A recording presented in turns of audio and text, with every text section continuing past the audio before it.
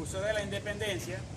Es importante su participación en la historia venezolana porque él siguió batallando las luchas que nos dieron los próceres como los que ya hemos visto, Miranda y Bolívar. Por ejemplo, ¿por qué luchaban los primeros independentistas, nuestros independentistas iniciales? De los que han seguido el ciclo de las películas que han estado de las anteriores y los que vieron esta de ahora.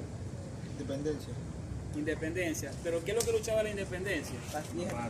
La patria, ¿verdad? Porque teníamos acá unos invasores que estaban ocupando nuestras tierras, que se estaban beneficiando para llevar a otros lugares, pero nosotros decidimos luchar por nosotros defender nuestro espacio. ¿Qué es lo que estaban defendiendo ellos en esa época? Que se parece mucho a lo que defendían en la época de la independencia. Que los que lucharon junto con Zamora traicionaron mucho los ideales, como lo habíamos representado en el coronel Macías. ¿Qué hizo el coronel Macías? El coronel Macías fue un luchador que peleó junto a Zamora, pero luego que ganan la federa con Zamora, él traiciona y empieza a quitarle las tierras también a los que habitaban ahí. Que lo mismo que hacían los españoles acá, en la época independentista, con nosotros los que éramos nativos de Venezuela. Vale la pena destacar. ¿Cómo? Claro, terrateniente. Cuando el papá de Macías, el papá del coronel Pérez Pérez, que es el personaje que hace el papá de Pérez Delgado, le dice al hijo: nosotros siempre vamos a tener guerra en Venezuela. Era porque ellos habían vivido en esa época, en la época más larga de guerras en el país, 50 años de guerra continuas en Venezuela. Desde Bolívar, luego con Páez, luego con Zamora, luego la guerra que ellos estaban terminando acá. O sea, es la época más cruenta, más sangrienta de Venezuela. Claro, el papá venía también de pelear con Zamora. Pero ¿qué ocurría? Ocurría que cada vez que el grupo que venía a defender ganaba, de ahí salían algunos que traicionaban los ideales. Páez es un general que nadie puede cuestionar. Luchó con los lanceros como muchos de los que no pudieron haber luchado, de los guerreros más fuertes.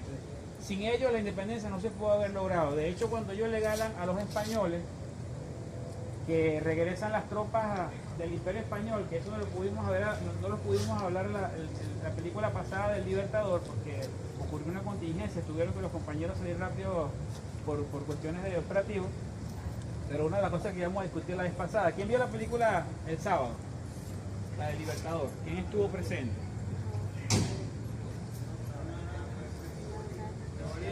Ajá, la del Libertador. Ustedes se dieron cuenta que en esa película se relataba que en ese momento, cuando Bolívar, el Imperio Español era el imperio más poderoso que había en la tierra. Los mejores soldados mejor entrenados, la mejor armada mejor entrenada. Y ese fue el ejército que los venezolanos, en la independencia, derrotamos.